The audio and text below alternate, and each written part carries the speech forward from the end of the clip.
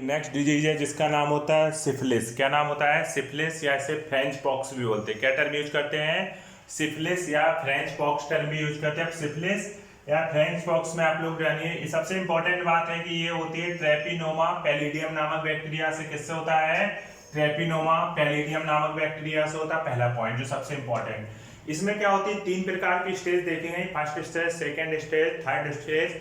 इसके अलावा एक और स्टेज होती है जिसे बोलते हैं लेटेंट स्टेज। वो होता क्या है? इन स्टेज का मतलब क्या है? सबसे पहले पहली स्टेज, जैसे मैंने बोला पहली स्टेज में बोला painless Cancri on the genital. जो जेनाइटल ऑर्गन है उनके ऊपर क्या होता है? कैंकरी का मतलब होता है छोटे छोटे दाने। पेनिस या वेजाइना के आसपास जो रीजन में क्या होता है?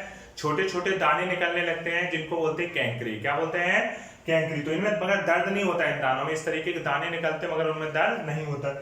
दूसरी स्टेज जो होती है उसमें क्या होता है? अब बॉडी में धीरे धीरे बुखार आने लगता है, पेन होने लगता है, मसल्स में खिंचाव होने लगता है, जेनाइटल्स ऑर्गन के पास जो दाने थे उनमें इचिंग होने लगती है, ये सारी समस्याएं पैदा हो जाती है। ओके, उसके बाद क्या होगा? फिर उसके बाद अचानक से क्या होगा? जो एक स्टेज आती है latent stage, symptoms disappear. First stage हो गई, सेकंड स्टेज हो गई, उसके बाद क्या होता है? हर चीज एकदम डिसअपीयर हो जाती है, लगता ही नहीं है कि कुछ था, सभी सिम्टम खत्म हो गए। मगर ऐसा नहीं है, बैक्टीरिया बॉडी से खत्म नहीं होता। लगभग देखा जाए 30 साल के आसपास, 30 साल के बाद ये क्या करता है? ये अचानक से फिर से स्ट्राइक करता है, जिस कारण से न्यूरोसिफिलिस बीमारी हो सकती है, बॉडी में पैरालिसिस हो सकती है, बिनाइन ट्यूमर, ये सारी कंडीशन हो सकती है। तो क्वेश्चन इतना डिटेल से नहीं आता है, डायरेक्ट पूछ लेते हैं कि सिफिलिस किससे होता है। तो ये चीज छाप लो, फिर आगे डिस्कस करते हैं बेटा, जल्दी से छाप लो। ओके, ठीक है। अब नेक्स्ट बीमारी है ट्राइकोमोनियासिस। कौन सी बीमारी है? ट्राइकोमोनियासिस एक प्रोटोजोआ होता है, ट्राइकोमोनास वेजाइनेलिस, नाम से ही लग रहा है वेजाइनेलिस, मतलब ये वेजाइना में इन्फेक्शन करता है। और इसका सुधार करने का एक ही तरीका है बैरियर मेथड का यूज करना। नेक्स्ट है जेनाइटल बार्ड्स। बार्ड्स का मतलब होता है मस्से। बार्ड्स का मतलब क्या होता है? मस्से हो जाना। तो जेनाइटल बार्ड्स जो होता है ह्यूमन पैपिलोमा वायरस से रिलेटेड बीमारी है। जेनाइटल ऑर्गन जो मस्से टाइप के हो जाते हैं और इसका इलाज अल्फा इंटरफेरॉन से किया जाता है। इसके अलावा इसके लिए एक टेस्ट होता है सर्वाइकल, मेनली सर्वाइकल कैंसर के टेस्ट के लिए इसको बोलते हैं पैप स्मीयर टेस्ट, ये आपको याद रखना पड़ेगा। उसके बाद एक बीमारी आई एड्स, इसको ह्यूमन हेल्थ एंड डिजीज में हम लोग डिटेल से पढ़ेंगे। अभी केवल नॉर्मल पॉइंट 3-4 पॉइंट एड्स के लिए जान लो। एड्स का फुल फॉर्म क्या होता है? Acquired immunodeficiency syndrome. क्या होता है? Acquired immunodeficiency syndrome. ये एचआईवी वायरस से होता है, ह्यूमन इम्यूनोडेफिशिएंसी वायरस से होता है।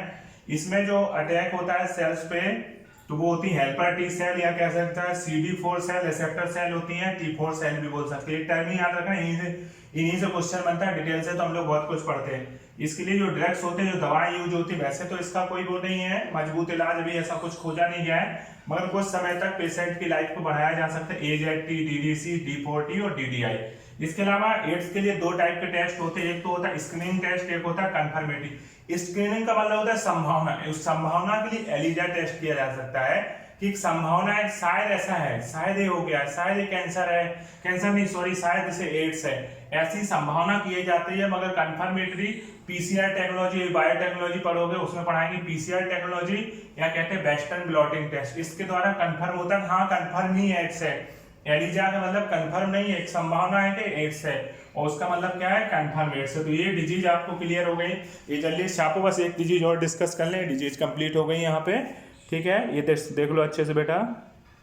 नेक्स्ट बेटा बीमारी की जो बात कर रहे हैं जिसका नाम है जेनाइटल हर्पीज। जेनाइटल्स का मतलब होता है जेनाइटल रीजन का, हर्पीज का मतलब होता है घाव। ये हर्प सिंप्लेक्स वायरस से होती है। इसमें घाव किस तरीके से हो जाते हैं? जेनाइटल रीजन में घाव हो जाते हैं। घाव होते हैं तो सिंपल सी बात है, जैसे दाने टाइप हो गए, दानों में घाव हो जाए, पस टाइप का मवाद पड़ रहा हो, इस तरीके के। जैसे आपने देखा होगा, आपने वो पढ़ा होगा, जैसे छोटी माता बड़ी माता, उनमें भी फुंसी होती, पर ना जैसे मवाद हो जाता है, पर इसमें क्या होता है?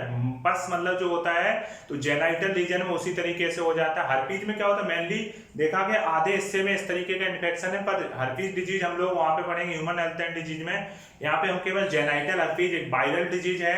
ये भी 2 टाइप के होते हैं, एक तो होता है इसका जब HSV फर्स्ट और एक होता है HSV सेकेंड, दो टाइप के। HSV जो फर्स्ट होता है, ह्यूमन सिंप्लेक्स वायरस जो फर्स्ट होता है, वो केवल आपका माउथ रीजन में इन्फेक्शन देखा गया, लिप्स वगैरह का कटना, यहाँ पे दाने हो जाना, पस पड़ जाना, इस तरीके की कंडीशन होती है। दूसरा होता है HSV सेकेंड, तो जेनाइटल रीजन में जो इन्फेक्शन देखने को मिल रहा है, जो घाव देखने को मिल रहे हैं, उसके लिए जो जिम्मेदार होता है वो होता है HSV सेकेंड। क्या होता है? HSV second. तो इस तरीके से नॉर्मल बस यही वायरस वगैरह का नाम पूछा जाता है, बाकी कुछ पूछा नहीं जाता है।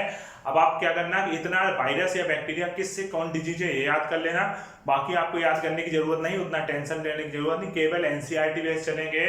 12th में एक भी क्वेश्चन एनसीईआरटी से बाहर नहीं आता है नीट में, जितना एनसीईआरटी में छपा है बिल्कुल वही आता है, तो वो हमें याद रखना है। दूसरा ये पॉइंट बार बार रिवाइज करना, बार बार चीजों को देखना है, कैसे बर्थ कंट्रोल होती है, क्या कॉन्ट्रासेप्टिव, ये चीजें बार बार देखते रहना है। 100% 2 क्वेश्चन आते हैं ह्यूमन हेल्थ एंड डिजीज से, आपको तैयार होना चाहिए, बहुत छोटे छोटे क्वेश्चन पूछ लेते हैं। तो ठीक है, इस तरीके से लेसन कंप्लीट हुआ। और भी कोई बात हो तो हमसे डिस्कस करना, कोई दिक्कत की बात नहीं, बहुत ही नॉर्मल सा लेसन है, बहुत ही आसान लेसन है, थोड़ा सा याद करने वाला है, 1-2 बार देखोगे आपको याद हो जाएगा। ठीक है ना? ओके, ठीक है।